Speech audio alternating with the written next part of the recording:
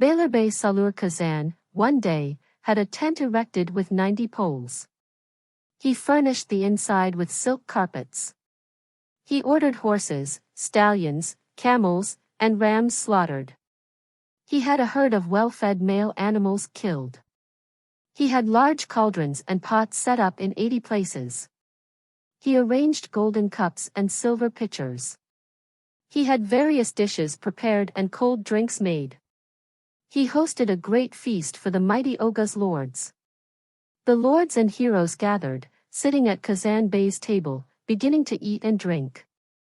Seeing the mighty Oga's lords together, Kazan Bey was pleased. He squatted on both knees and said, "Listen to my fame, lords. Understand my words, lords. Our sides ache from lying down. Our backs are dry from standing. Let's walk, lords. Let's hunt.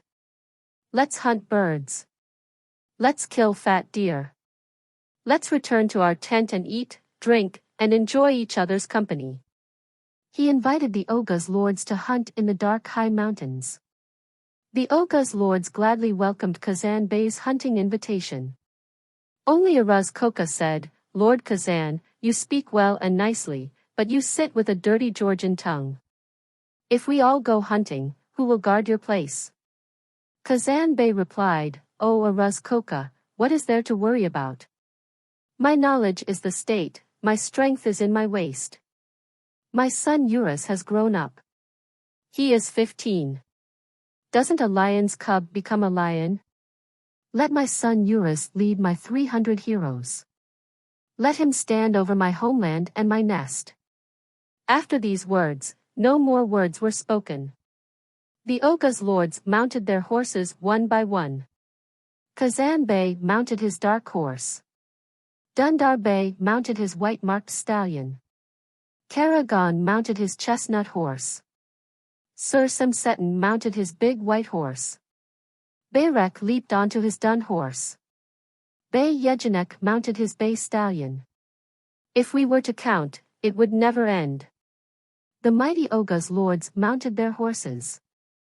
After them, the other heroes rose. Big and small, mounted and on foot, they mingled, becoming a crimson army, and set out for Aladag to hunt. It turned out there was a spy among the Ogas. He immediately went and informed the Georgian ruler, Sakla Melik, "Salur Kazan has gathered the Oga's lords and gone hunting. He won't return for a week. He left his 15-year-old son and 300 playmates on top of his tribe. Be informed."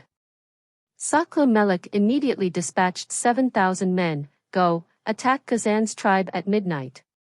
Bring his son, daughter, and daughter-in-law, whoever you catch. Plunder their wealth, take it. Burn what's left. Burn it down, come." 7,000 infidels, with split coats and black hair down to their waist, came galloping at midnight. They stormed Kazan Bey's tent like caterpillars. They frightened and made his daughter and daughter-in-law cry. They captured 40 lords along with the tall Burla Hatton. They made the old mother cry and hung her from a camel's neck. They tied Urus' hands behind his back. They put a rope around his neck and dragged him behind a horse. They took Kazan Bey's heavy treasury, abundant money, teams of horses, rows of camels, and the infidels left. Before dawn, they reached Georgia. The infidel leader went before Sakla Melik, saying, "We have gathered everything Kazan Bey had. We dealt him a heavy blow." He showed the captives and spoils he had taken. Sakla Melik glanced over what was brought to him and said, "We have one more evil to do to Kazan. If we also bring his 10,000 sheep from Kapili Derbent, then we will have struck a good blow. Kazan won't be able to straighten his back again." Upon this, 600 infidels, with split coats and black hair down to their waist, rushed to the road. Kazan Bey had a shepherd named Karasik. He was so tall that his head reached the sky. His arms, like cypress branches, could touch the clouds. With hands resembling hay forks, he could knead stone and iron like dough. No wolf dared to approach the flock because of Karasik's fear. Because a wolf that ventures there never returns. Among 30 shepherds in the vicinity, Karasik was the leader. Kazan Bey entrusted his 10,000 sheep to two brothers named Kian Guku and Demir Guku. They grazed the sheep during the day and kept them safe in the pen at Kapili Derbent at night, protecting them from harm. As the day passed and evening approached, Kian Guku and Demir Guku brought the sheep into the pen. Meanwhile, Karasik the shepherd prepared their meal and roasted a lamb for the next day. After the three brothers had eaten their meal, they retired to rest. While the two brothers slept soundly, Karasik the shepherd fell into a deep dark dream. Suddenly, he jerked awake in terror, leaping from his bed, and exclaimed, "God willing, all is well." He immediately woke his brothers, and together they fortified the path to the pen. They piled up 3 large stone heaps at 3 points. Karasik unfastened his slingshot, placing it on his finger. That night, he began to keep watch around the pen. At dawn, 600 infidels, with split coats and black hair down to their waist, came rushing. They lined up in front of Kazan Bey's pen at Kapili Derbent. Their leader stepped forward and addressed Karasik the shepherd, "O worried shepherd when darkness falls. O shepherd with a light when snow falls. O shepherd with plenty of milk, cheese, and cream. We came last night. We burned 90 tents of Salur Kazan, we demolished them, we razed them to the ground. We tied ropes around the necks of Salur Kazan's son Uras and 300 men, and we dragged them behind horses to Georgia. We captured Salur Kazan's wife, the tall Burla Hatun, along with 40 lords' daughters. We took the old mother of Salur Kazan who couldn't get up, hanging her from a camel's neck. We mounted Salur Kazan's horses and drove his rows of camels. We lifted Salur Kazan's heavy treasury and abundant money. We struck all these blows to Salur Kazan. Shepherd, if you have sense, open the path to the pen. Bring Salur Kazan's sheep before us. We will report your service to Saklu Melik. Perhaps he will reward you with horses and coats. Otherwise, think about the rest yourself." Karasik the shepherd replied, "O infidel! May your coat be thrown over your head. Did you mistake me for a barefooted shepherd? Did you think lowly of me from afar? Your horse is not worth as much as my dog.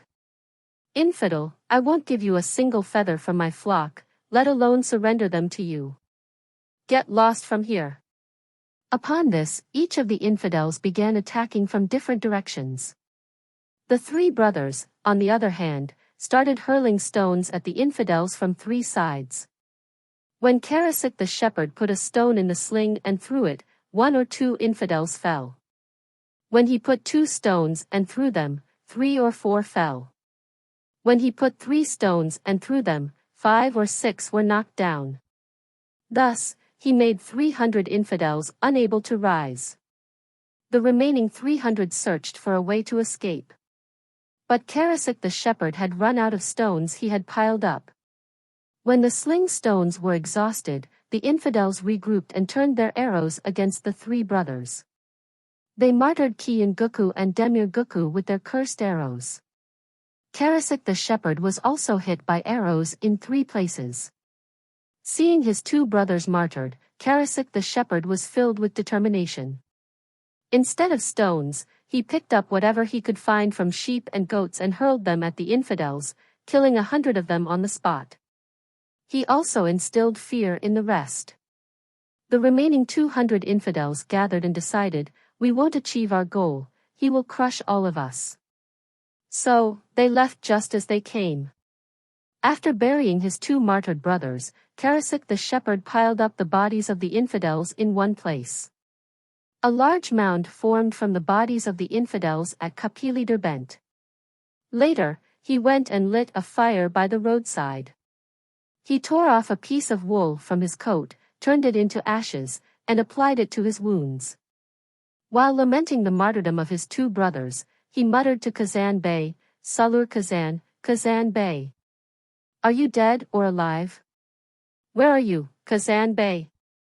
Don't you know about these events? He cried. It turns out that Kazan Bey also had a dark dream that night. He sprang up from his bed and woke his brother Karagan, saying, "Do you know what I dreamed, my brother Karagan?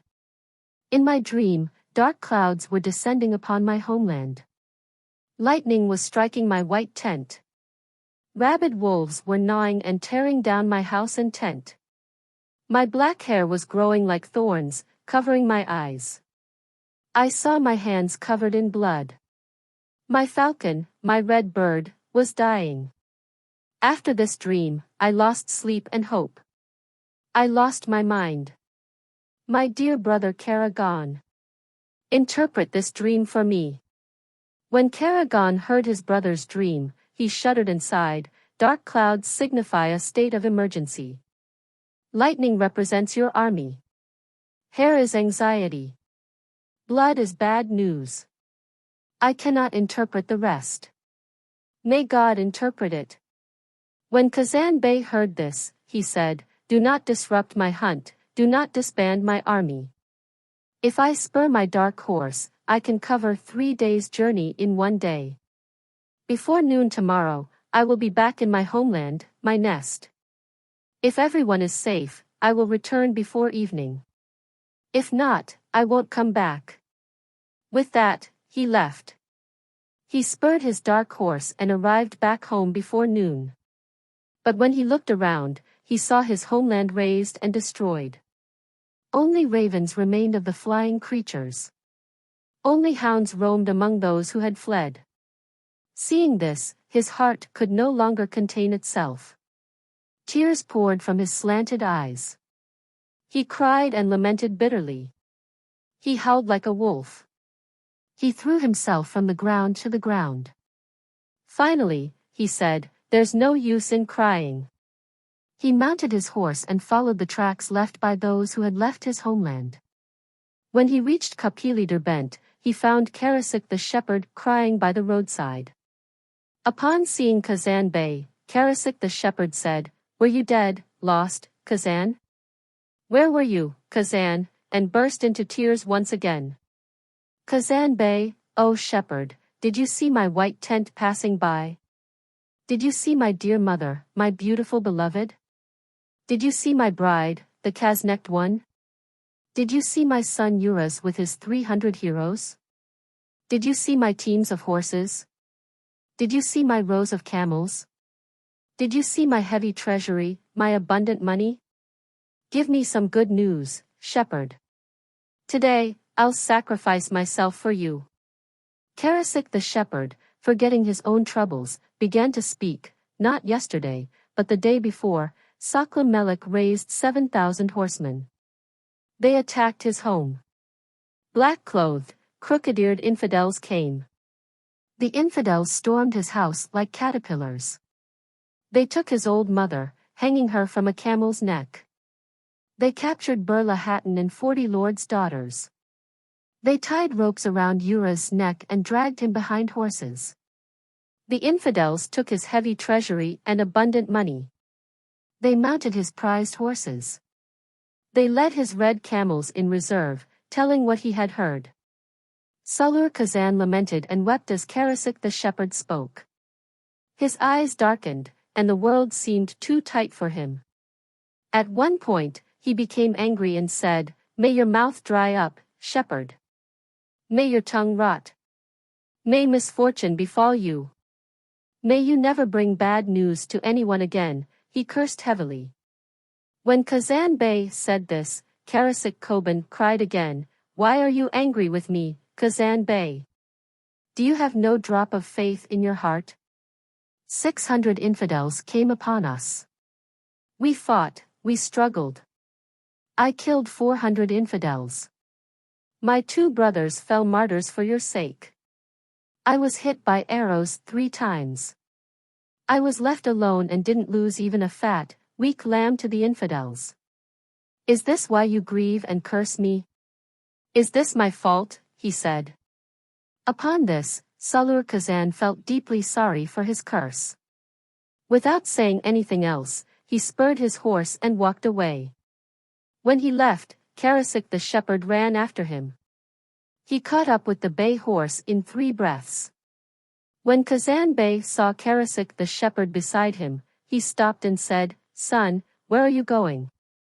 Karasik the shepherd replied, "Master Kazan, if you're going to take back your home, I'm going to take back the blood of my 2 brothers." Kazan Bey, trying to dismiss Karasik the shepherd from his mind, said, "Son, I'm hungry. Do you have anything to eat?" Karasik the shepherd replied, "Master, I cooked a lamb last night. My brothers didn't have any. Please, let's eat here." He opened his provisions under a shady, large tree. They sat down and ate a whole lamb in 3 bites. When Karasik the shepherd gathered his provisions, Kazan Bey grabbed him and tied him securely to the sturdy tree trunk. "Son, if I don't tie you up, you'll leave behind me. If you're wise, try to tear this tree before you get hungry or faint. Otherwise, you'll become food for wolves and birds here," he said and walked away. Karasik the shepherd, filled with determination, uprooted the large tree with his homeland and followed Kazan Bey again. He caught up with Kazan Bey in 1 breath, carrying the tree on his back. When Kazan Bey saw Karasik the shepherd with the tree by his side, he stopped and said, "Son, where are you going like this?" Karasik the shepherd replied, "Master Kazan, when you crush the infidel, you'll get hungry. I'll cook you a meal with this tree." These words pleased Salur Kazan very much. He got off his horse, untied Karasik the shepherd, and kissed his eyes. "If Allah permits me to save my home, I'll make you the head of my falconers," he said, and together they set off towards Georgia.